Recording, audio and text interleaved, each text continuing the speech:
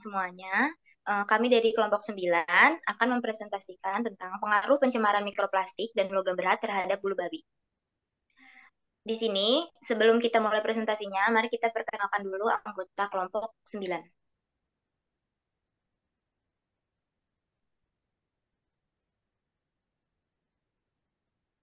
Yang pertama ada Rosita Nur Khotimah dengan NIM L1A021070. Yang kedua ada Rosalinda Desya Reinawati dengan NIM L1A021072. Dan yang terakhir ada saya sendiri, Retno Wulandari Nugroho dengan NIM L1A021074. Oke, seperti yang kita ketahui, pencemaran terhadap lingkungan, khususnya lingkungan laut, dapat menyebabkan kematian dan kerusakan atas makhluk hidup yang ada di lautan. Sebagian pencemaran air laut disebabkan oleh mikroplastik yang berasal dari sampah plastik dan juga logam berat yang berasal dari limbah rumah tangga dan juga limbah industri. Di sini kami akan menjelaskan beberapa pengaruh mikroplastik dan logam berat terhadap spesies bulu babi. Ya, mikroplastik. Mikroplastik adalah sekumpulan bahan heterogen yang berbeda dalam sifat butiran, bentuk dan ukuran juga dalam komposisi kimianya. Mikroplastik berukuran kurang kurang dari 5 milimeter. Mikroplastik memiliki berbagai macam kelompok yang sangat bervariasi. Keberadaannya banyak terdapat pada kolam perairan dan sedimen. Kebanyakan dari mikroplastik mengendap di sedimen karena transport mikroplastik cenderung lebih lambat dibandingkan di kolam perairan.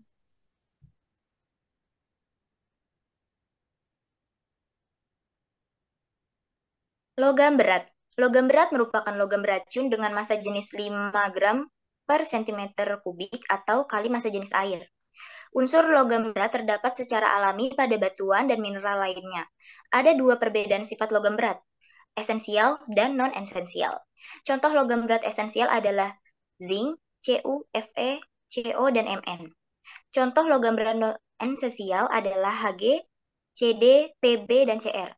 Logam berat di lautan berasal dari limbah rumah tangga dan limbah industri. Logam berat di atmosfer, tanah, dan air menyebabkan masalah bagi organisme dan berbahaya bagi bioakumulasi rantai makanan. Efek dari kontaminasi logam berat yaitu penurunan pertumbuhan, perilaku, kelainan morfologi, dan juga perubahan genetik.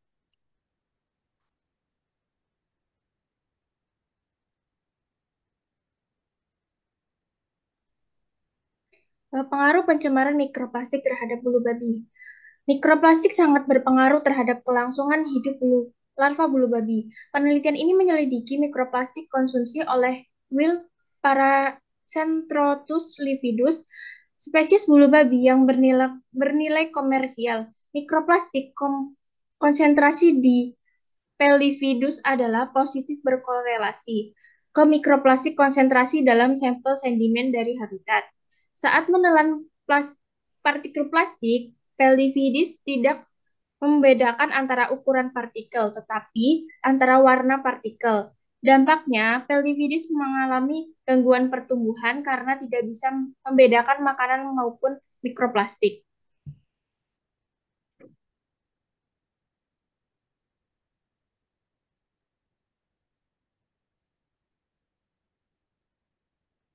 Selain itu, paparan mikroplastik dalam kondisi pengasaman laut tidak menghasilkan efek tambahan pada pertumbuhan, tetapi perbedaan diamati pada tingkat morfologis terkait dengan penurunan lebar larva pada 40 jam.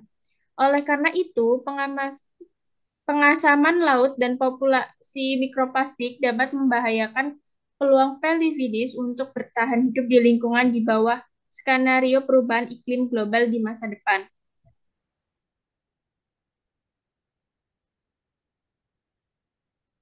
Pengaruh pencemaran logam berat terhadap bulu babi. Pencemaran lingkungan yang disebabkan oleh logam berat telah menyebabkan masalah serius melibatkan kelainan morfologi organik, gangguan neurofisiologis, perubahan genetik sel, teratogenesis, dan karsinogenesis.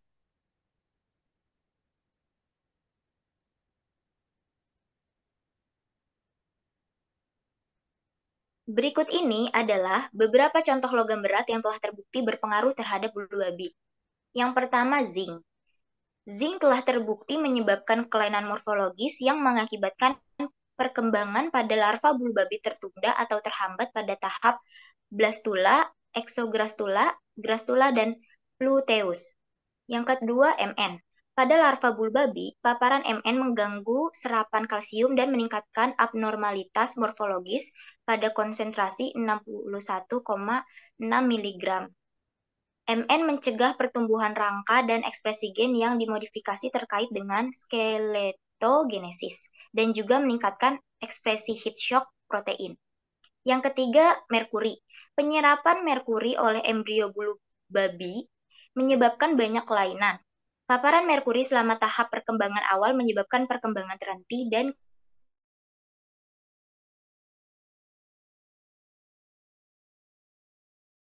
kelainan morfologi pada embrio dan larva. Di perairan. Terdapat beberapa cara pencegahan pencemaran mikroplastik di lingkungan. Yang pertama, kurangi masuknya pembuangan plastik ke lingkungan. Yang kedua, mengubah persepsi masyarakat tentang dampak plastik sehingga penggunaan plastik itu berkurang. Yang ketiga, menilai pentingnya permasalahan plastik dan mikroplastik sebagai vektor yang dapat ditransfer pada organisme. Yang keempat, menghitung resiko bahan kimia dari plastik yang tercerna. Jadi, belum terdapat solusi tepat yang dapat menghilangkan dampak plastik dan mikroplastik yang terdapat di lingkungan. Yang kelima, setelah kita mengetahui mikroplastik dan dampaknya, hendaknya kita lebih menyadari bahwa Tuhan Yang Maha Esa telah menciptakan alam kita sedemikian rupa sehingga dapat berjalan dengan seimbang. Kita sebagai manusia bertugas untuk menjaga alam kita, khususnya mengurangi pencemaran plastik ke lingkungan kita sendiri. Dan yang terakhir, mengganti slogan buanglah sampah pada tempatnya dengan slogan baru yang lebih efektif, yaitu kurangi sampahmu. Menetralisir limbah-limbah tersebut bukanlah hal mudah. Berdasarkan penelitian yang dilakukan oleh Stefan Kohler dari Dresden University of Technology di Austria, ada cara sederhana dan mudah yang bisa kita lakukan. Di satu tempat di pinggir Sungai Saigon, Vietnam, tim peneliti melakukan terhadap kerang laut. Kohler bersama timnya menemukan bahwa dengan menuangkan logam dan air dengan pH asam di atas kulit-kulit kerang yang sudah dihancurkan akan menghasilkan air bersih. Kandungan kulit kerang tersebut adalah kalsium karbonat atau CaCO3. Maka jika terjadi reaksi kimia dengan mudah, atom-atom kalsiumnya akan mudah terlepas dan mengikat logam-logam dan mengubahnya menjadi berbentuk padat. Proses pembersihan air pun akhirnya menjadi jauh lebih mudah. Selanjutnya, ada beberapa kebijakan yang bisa kita lakukan untuk mencegah logam berat masuk ke dalam perairan, yaitu yang pertama ada kebijakan distributif. Kebijakan distributif berarti kebijakan yang dibentuk untuk mengalokasikan anggaran pemerintah untuk mensubsidi keperluan publik seperti untuk proyek-proyek pekerjaan umum, pengadaan dan pemeliharaan infrastruktur, perhubungan, dan lain sebagainya. Yang kedua, ada kebijakan regulatori. Kebijakan regulatif terjadi apabila kebijakan mengandung paksaan dan akan diterapkan secara langsung terhadap individu. Selain itu, kebijakan regulatif dibuat untuk memaksakan agar individu melakukan suatu tindakan, sehingga kepentingan umum tidak terganggu. Dan terakhir ada kebijakan konstituen. Kebijakan konstituen adalah kebijakan yang mengatur tata relasi antar negara dan masyarakat, antara eksekutif dan legislatif, dan lain sebagainya. Cara mengatasi pencemaran logam berat dengan mengurangi penggunaan zat berbahaya tersebut dan menjaga kebersihan lingkungan. Maka keberlangsungan hidup yang ada di darat maupun di perairan akan terjaga. Ekosistem dan organisme yang ada di perairan akan terjaga kelangsungannya dan tidak merugikan semua pihak.